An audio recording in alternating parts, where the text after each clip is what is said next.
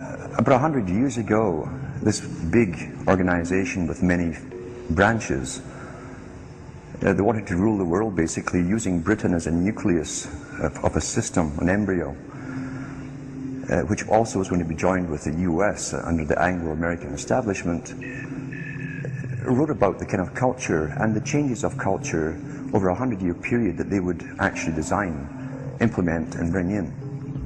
And H.G. Wells talked about it too. He talked about arenas.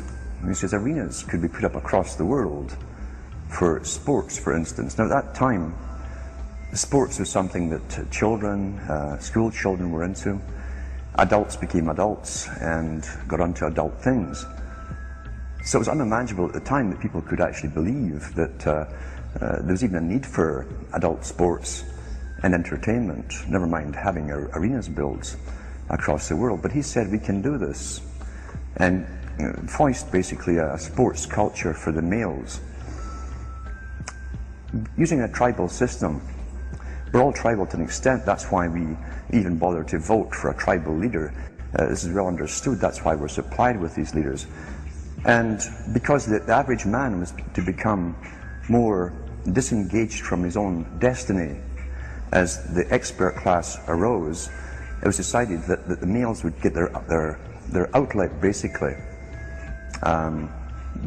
gradually becoming helpless as males through sports. Therefore they'd have a tribal team they could identify with, they could cheer them on as they were winning. In their own personal lives they were getting nowhere, they were getting disenfranchised in a sense as experts took over decision making for them in all kinds of fields. So this was psychology at use, planned before they even implemented the sports.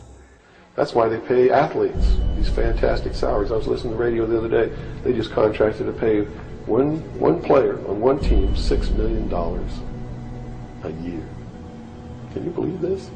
And why is that? It's the Roman circus.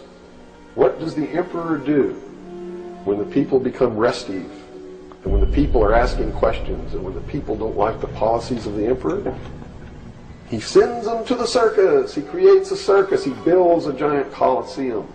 And he begins to throw the Christians to the lions. And he has great chariot races and football games and basketball games, all to keep the idiots preoccupied with things that don't mean anything in the scheme of the entire world,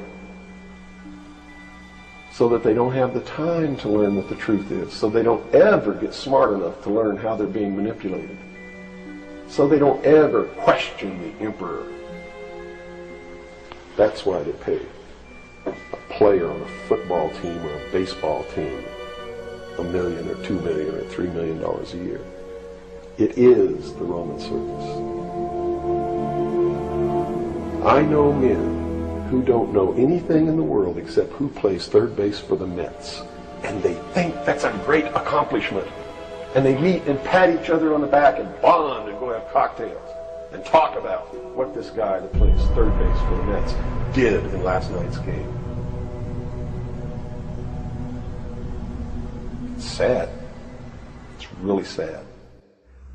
When radio came along, of course, they used that to the maximum. Sports for the men, soaps basically for the women, and then in came television, as I say, with its alpha state, its hypnotic state.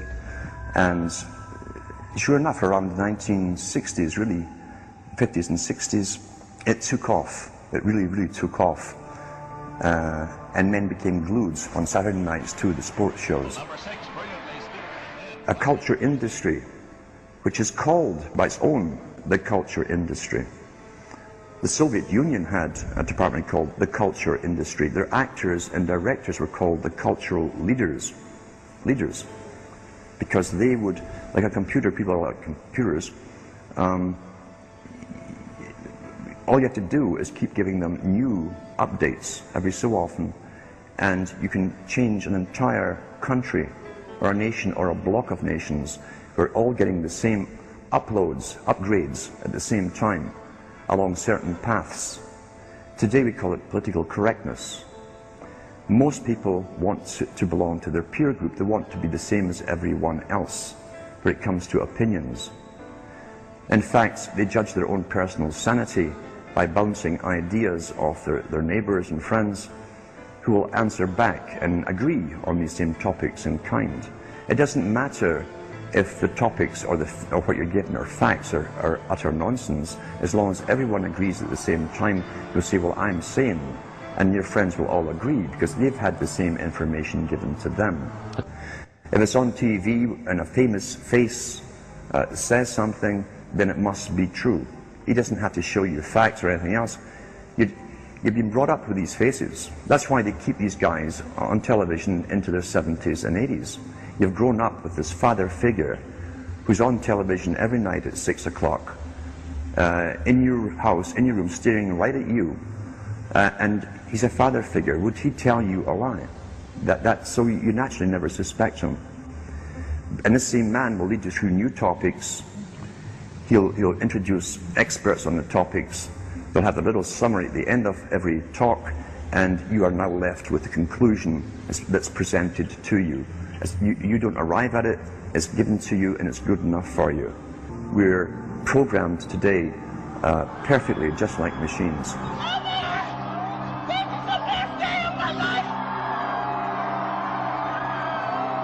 We tie this in with the Brzezinski. Brzezinski said in 2 Ages. Now this guy was way up with the NSA. He's a master geopolitician.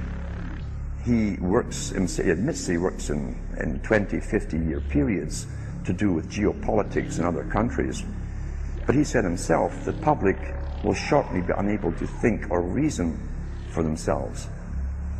He was meaning by the form of information that was given to them, the type, the formulas that were in use then in the 1970s. He says, eventually they'll be unable to think or reason for themselves. And eventually, he said, they will expect the media to do all their thinking and reasoning for them. Well, that's happened today. That's why people today can't think outside of the programming from television. This is a scientific dictatorship which Bertrand Russell said, and the Huxleys said, both Aldous and Julian Huxley said they would bring in the scientifically controlled society. Is there any room in a kind of society where these manipulations are not taking place for this type of entertainment or any type of entertainment at all? If people understand that a game is a game, football's a game. But let me tell you something. When 150 of the most powerful men and women in the world can meet in secret in Baden-Baden, Germany, and plot the fate of billions, and nobody even cares about it. But 6 football players go to lunch together, and it's in the headlines across the country. You have a reflection of the society in which that exists. And it is a sick, sick society that is doomed to self-destruction. So based on that scenario, there's some truth into what these men are looking at. Absolutely, and that's what makes me so sick, is that I'm trying to wake up a people who on a daily basis are proving the ones that I'm warning them about to be right. Mm-hmm. Well, so that even though a minority, there are people out there that you recognize are awake to this, if they don't do something about it, they will lose that ability to be free in that way. That's correct. Whether they might think, well, I don't need to worry about it because I know what I know and I'm fine. That's It doesn't right. work that way. There's a connection here to everything. That is correct. That is absolutely correct. A nation of people who are willing to send their sons and daughters that they profess that they love to a foreign country to die, and they use the excuse to themselves that they're sending them off to defend our country, and they know damn well that's a lie, are doomed.